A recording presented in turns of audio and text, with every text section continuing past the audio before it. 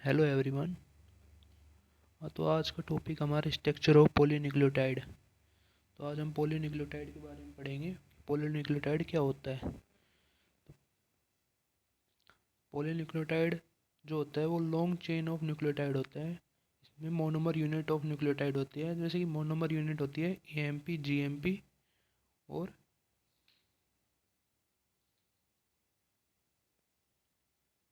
इसमें दो टाइप्स होते हैं, डीएनए और आरएनए। इन दोनों को मिला के ही पॉलीन्यूक्लियोटाइड बनता है। तो पॉलीन्यूक्लियोटाइड यही होता है कि long chain of nucleotide joined by phosphodiester bond. तो पीएच बॉन्ड होता है attach with 5 carbon of sugar. Components के बारे में पढ़ते हैं। न्यूक्लियोटाइड के कंपोनेंट क्या क्या होते हैं? तो न्यूक्लियोटाइड में क्या होता है मेन? न्यूक्लियोटाइड में होता है एक तो, न्यूक्लियोटाइड के बारे में पढ़े तो न्यूक्लियोटाइड में होता है मेन तो एक फॉस्फेट ग्रुप होता है, ओएच ग्रुप होता है। तो फॉस्फेट ग्रुप होता है वो 5 कार्बन शुगर पे अटैच होता है।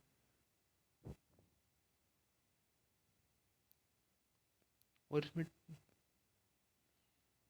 पेंटोस शुगर डीऑक्सीराइबोज होता है, जैसे डीऑक्सीराइबोज तो डीएनए में कंटेन होते हैं, राइबोज वो आरएनए में कंटेन होते हैं। और फॉस्फेट ग्रुप अटैच होता है दोनों में, डीएनए और आरएनए में।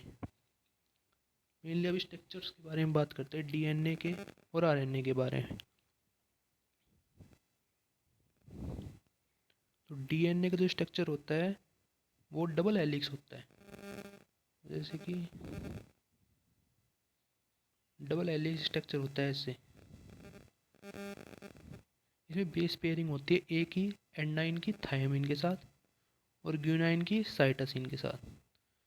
और इसमें स्ट्रैंड्स होते हैं 5 3।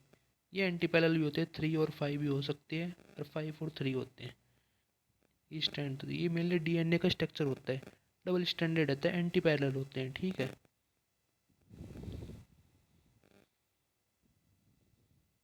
डीएनए के स्ट्रक्चर के बारे में बात कर दी। शुगर है वो, शुगर अटैच होती है 5 कार्बन की, वो होती है उसमें 5 कार्बन ऑफ शुगर होती है विद ओ एच जो होता है वो अटैच होता है सेकंड पोजीशन पे।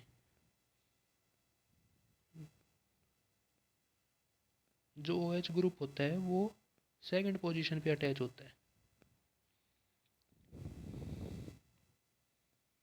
ये मेनली डीएनए का स्ट्रक्चर था। और इसमें बेस पेयरिंग होती है ए की एडेनाइन की थायमिन के साथ और ग्यूनाइन की साइटोसिन के साथ। ये बेस पेयरिंग होती है। और इसके हेलिकल फॉर्म होते हैं, हेलिकल फॉर्म होते हैं B D N A, Z D N A और ए डी एन ए। ये इसके हेलिकल फॉर्म होते हैं।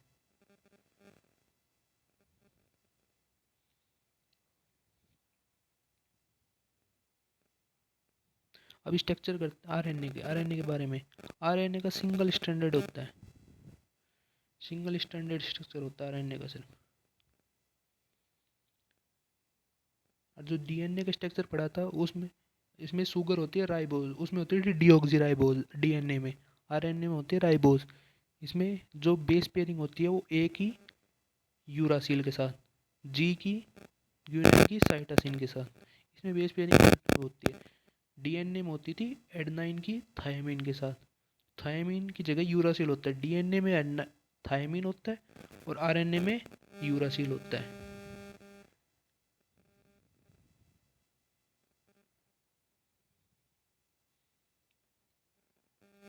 और आरएनए का स्ट्रक्चर सिंगल स्टैंडर्ड होता है, but it can fold into a secondary structure.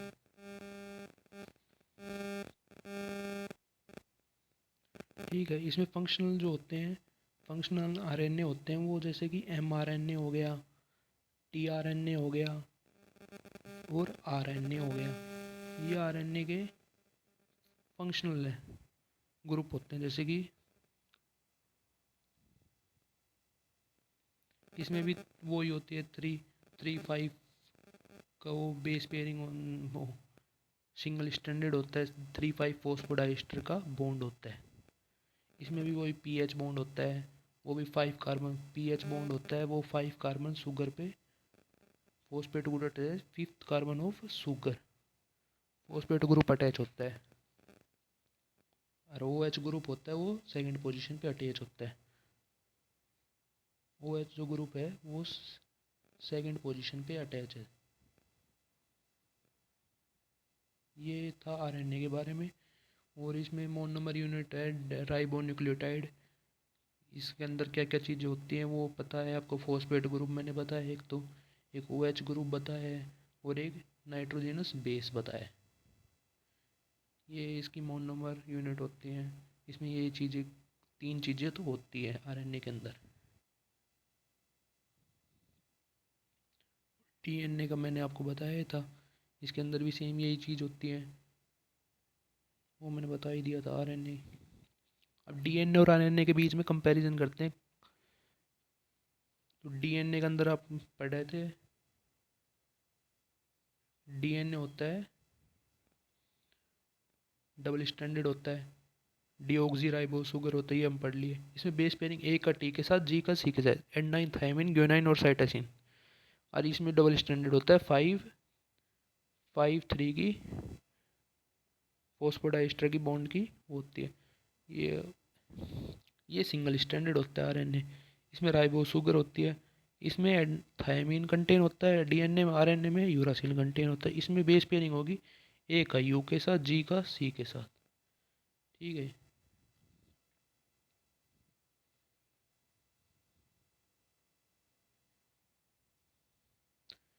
आगे समझ में। अब फैक्टर्स के बारे में बात करते हैं, डीएनए आरएनए के factor stabilising DNA structure.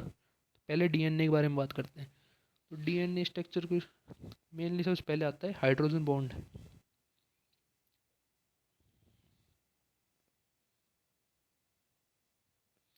Hydrogen bond आता है सबसे पहले। तो हाइड्रोजन बॉन्ड होता है कॉम्प्लीमेंट्री बेस पेयरिंग करता है, जैसे ए के साथ टी, जी का सी के साथ डीएनए में। ठीक है, वो डीएनए स्ट्रक्चर में कॉम्प्लीमेंट्री बेस पेयरिंग करता है हाइड्रोजन बॉन्ड। और दूसरा आता है base taking interaction, hydrophobic interaction. ये हाइड्रोफोबिक इंट्रैक्शन जो होता है वो एरोमेटिक बेसिस के अंदर होता है। एरोमेटिक बेसिस इसमें पाई पाई पाई पाई स्टैकिंग पाई पाई स्टैकिंग होती है। ये होता है ये। और इट कैन, मतलब कि जो base taking interaction hydrophobic interaction होता है वो स्टेबलाइज करता है डबल डीएनए को भी। डीएनए क्या होता है, डबल हेलिक्स। और आरएनए क्या होता है, सिंगल वो सिंगल स्ट्रैंडेड। तो इन दोनों को स्टेबलाइज करता है base taking interaction, hydrophobic interaction. Third ये आयोनिक इंट्रैक्शन होता है। ये आयोनिक इंट्रैक्शन होता है, ये मेटल्स होते हैं जैसे कि Mg2, तो इनको स्टेबलाइज करता है।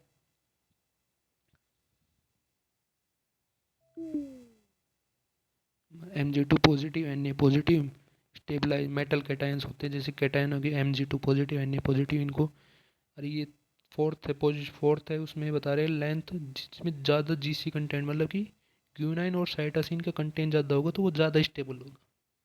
और ये फोर्थ पॉइंट और एक होता है वो हाइड्रेशन होता है। वो वाटर मॉलिक्यूल्स इंटरेक्ट करते हैं फॉस्फेट ग्रुप और बेस के अंदर, वो डीएनए को हाइड्रेटेड फॉर्म मेंटेन रखे रखते हैं। अब आरएनए के बारे में बात करते हैं, फैक्टर स्टेबलाइजिंग आरएनए। तो इसमें होता है इंट्रामोलिकुलर हाइड्रोजन बॉन्ड, मतलब कि बाहर की।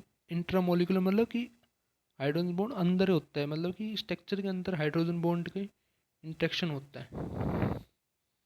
और बेस टेकिंग इंट्रैक्शन होता है, वही बेस टेकिंग इंट्रैक्शन होता है, जैसे कि वो फोल्डेड रीजन आरएनए को स्टेबलाइज करते हैं। आरएनए स्ट्रक्चर को हम फोल्ड भी कर सकते हैं।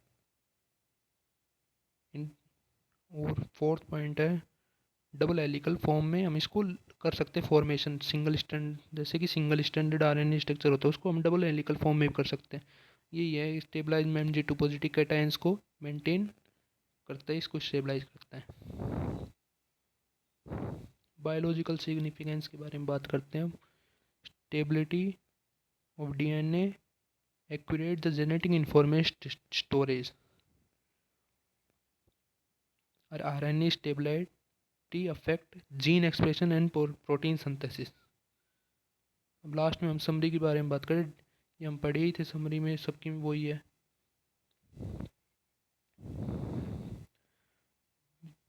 DNA and RNA are the polynucleotide made of monomer unit. Monomer मतलब कि एम मोनोमर मतलब कि